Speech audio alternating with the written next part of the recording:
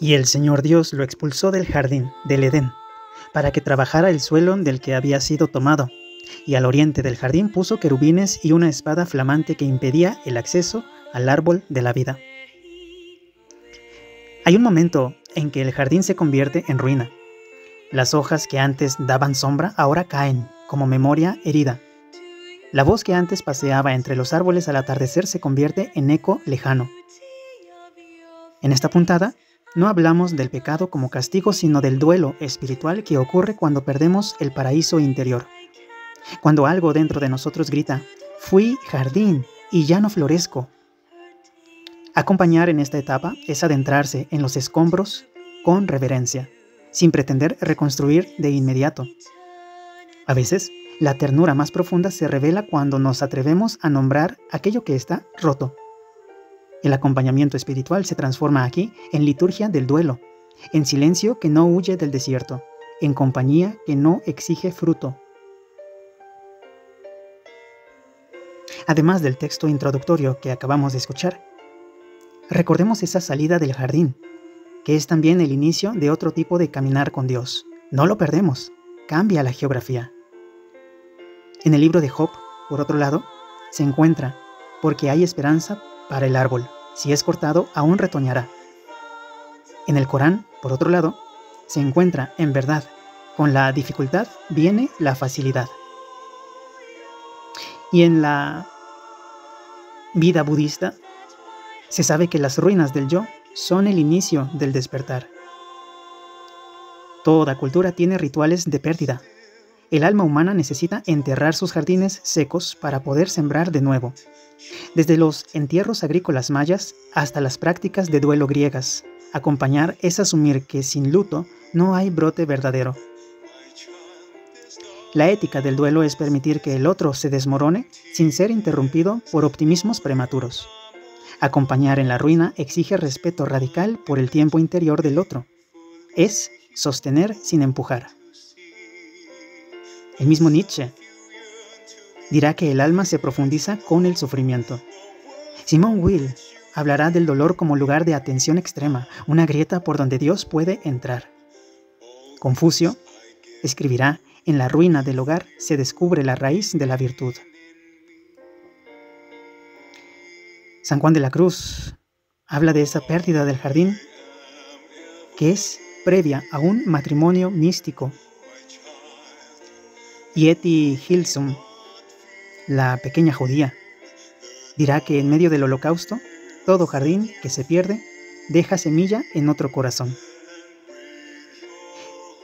Recordemos también a San Agustín, que en sus confesiones externa, mi corazón estaba devastado, y allí me hablaste.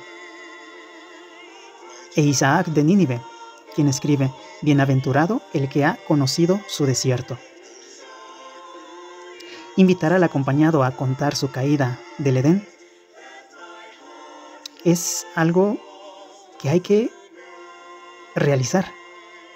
Y preguntar al acompañado, ¿cuándo perdiste el sentido de lo sagrado en ti mismo?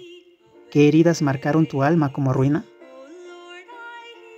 Desde la psicología transpersonal, los momentos de desestructuración profunda son oportunidades de expansión espiritual. El duelo no es enfermedad, sino puerta. Para ello es bueno recurrir a técnicas de mapeo interior de nuestras ruinas. Dibujar, ¿por qué no?, ese jardín que hemos perdido. Simbolizarlo. Tener un diario del duelo. Escribir lo que me dolió, lo que se rompió, lo que aún duele. Pero en esto, tú y yo, de manera individual, cuando estemos acompañados, cuando tú y yo acompañemos a alguien más, claro, hay que tener protocolos y éticas. Esa de no comparar sufrimientos, esa de no acelerar procesos, esa de escuchar sin ofrecer soluciones. El acompañamiento es presencia, no proyecto. Orar desde la ausencia, no pedir nada, solo habitar el silencio. Dios, retomando el texto inicial, no niega la expulsión, pero nos cose a nosotros túnicas con sus manos. No abandona, transforma la forma de amar. El acompañante espiritual es imagen de ese Dios que aún en la ruina no se aleja. El recuerdo del jardín perdido puede enfermar si no se resignifica. La memoria es jardín si nos permite agradecer lo vivido, incluso lo que se secó. Es una invitación que te puedo hacer hacia un luto ecológico. De hecho, hay hoy en día cada vez más personas que experimentan el dolor espiritual por la destrucción de la tierra. Bueno, a nivel exterior es bueno, pero a un nivel interior, ese luto ecológico también necesita espacio, tiempo. En otras partes existen terapias de duelo con jardines comunitarios, bueno, plantando algo en honor a eso perdido. Hay una fábula donde se dice que la tierra lloró semillas. La Pachamama perdió su fertilidad, pero sus lágrimas fueron semillas que brotaron generaciones después.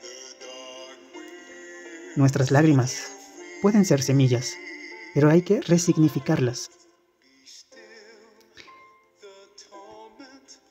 El caso de Martín, de 32 años, puede ayudarnos en este espacio de jardín perdido. Martín dice, después de esa traición, siento que en mí no queda nada vivo. Como acompañantes podemos preguntar, ¿y si aún debajo de la ceniza hubiera semillas dormidas? Nuestro análisis puede ser que acompañar tiene que ser no desde la esperanza forzada, sino desde la confianza serena en los ritmos ocultos. El jardín que fui también me habita, aunque no lo vea. Nada verdadero se pierde por completo. Toda ruina es semilla de memoria. Adán y Eva llevaban consigo esta memoria. Memoria rota, memoria oscura, pero en la compañía de Dios, que busca amarles de otra forma, esta memoria se transforma en semilla para buscar nuevamente ese jardín. El perdón auténtico no es olvidar, sino narrar de nuevo. En Oriente, la sabiduría del vacío dice que solo cuando nos vaciamos del pasado, Dios quiere volver a plantar. Terminemos dirigiéndonos hacia ese jardín caído, que somos tú y yo. Fui jardín, tenía nombres verdes, tenía cantos de hojas, promesas de fruta. Hoy soy ruina, y sin embargo el eco de tus pasos sigue cruzando mi tierra quebrada.